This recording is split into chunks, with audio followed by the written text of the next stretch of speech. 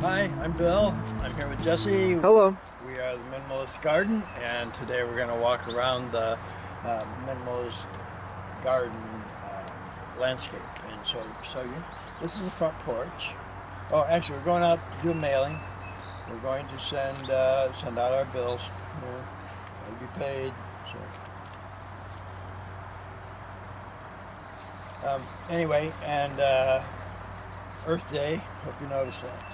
Okay, here we go. This is the first yard. This is the front yard of the Minimalist Garden. This is the office entrance.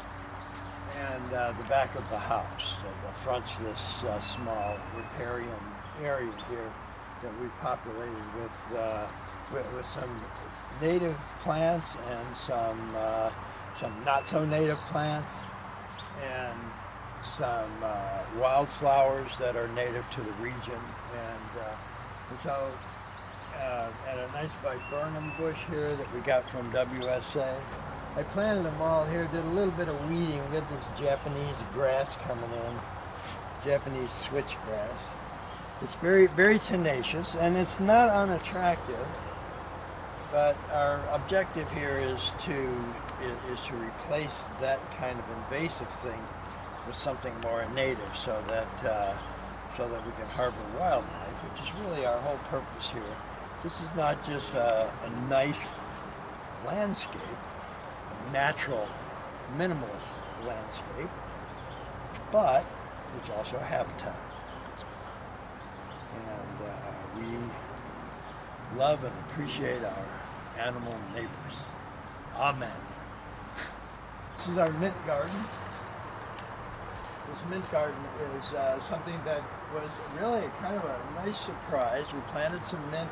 We also tried to do some parsley and some other things here, some radishes and things like that, but that didn't work out.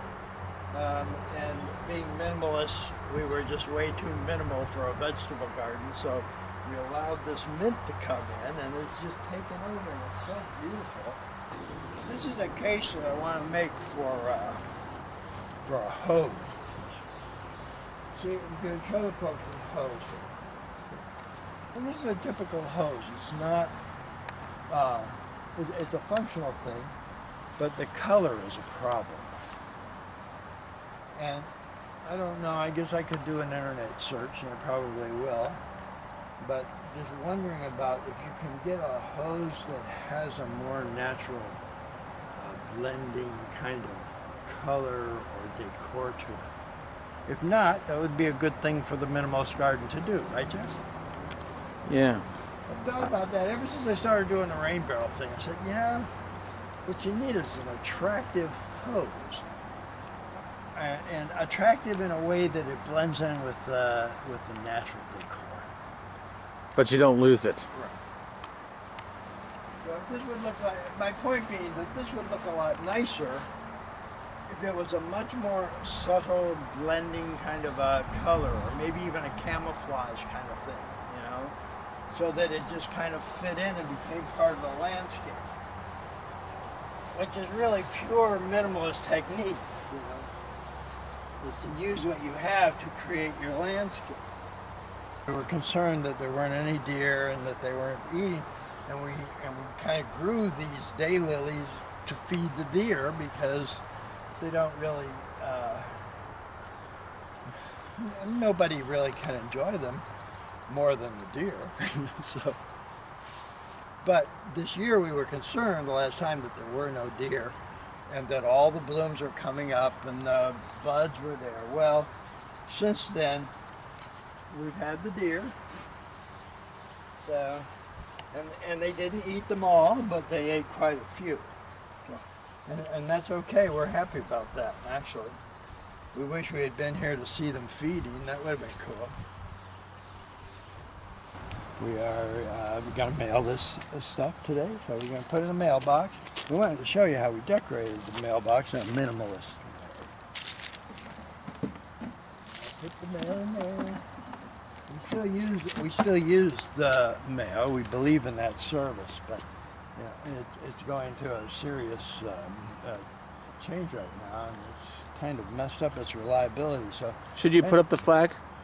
I should put up the flag. Yep. I think I did. Okay, so we got our mail ready to go.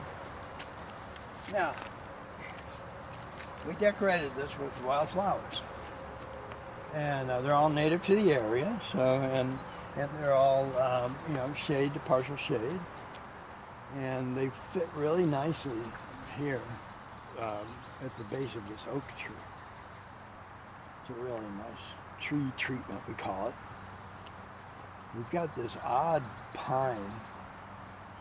I don't know what you call this. It has a name, a very differentiated name. I can't think of it right now. But it is a form of pine. I believe it to be a native. It just grows in a weird way, you know, like a spider or an octopus pine or something. So we kind of let it just take root here. It was a volunteer. We didn't do anything to get it. Okay, see, this fell over. The stem is broke. So I'm going to take, you know, you got to remember your hands and your feet in the Minimalist method are the most important things that you have. I'm going to take my nail, because I've allowed this nail to grow a little bit, so it's kind of like a knife. All the others are well trimmed. So now, since it was all fell over anyway, now this is still a really nice flower, and it'll keep for a week to 10 days in a vase in the house. We had to fight like hell for this. We're still in a fight, you know. The HOA came and said, "Yeah, we think that your landscaping is unsightly and filled with weeds." I wrote them back. I said, "You know, you're gonna have to define those terms." And I must say that if I was to characterize my property, I would say that it is colorful, has textured, and interesting in a lot of different ways. The rain barrel, the yellow and the white flowers really come in nice on the rain barrel. You can't even see it from the yard. We're having a problem with that with the HOA also. They said that they won't, that it's not allowed because it's bigger than 50 gallons. And it doesn't, and it isn't ordered directly from a manufacturer. So I wrote them and I said, I don't agree with that. And the regulation is out of date and is bad for our property values.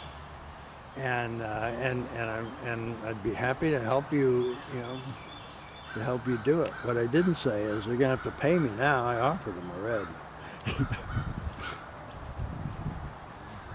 Maybe I'm bluffing, but maybe not. This down here is all habitat. These were branches that fell onto the ground or that we might have found close in the woods there. Branches and stones. And they form this border. Now Teresa thinks that the border ought to be visible and obvious to just about everybody. There's something to be said for that. My philosophy is that it just becomes part of the adventure. So, who knows? I know she's right. She's right about a lot of things.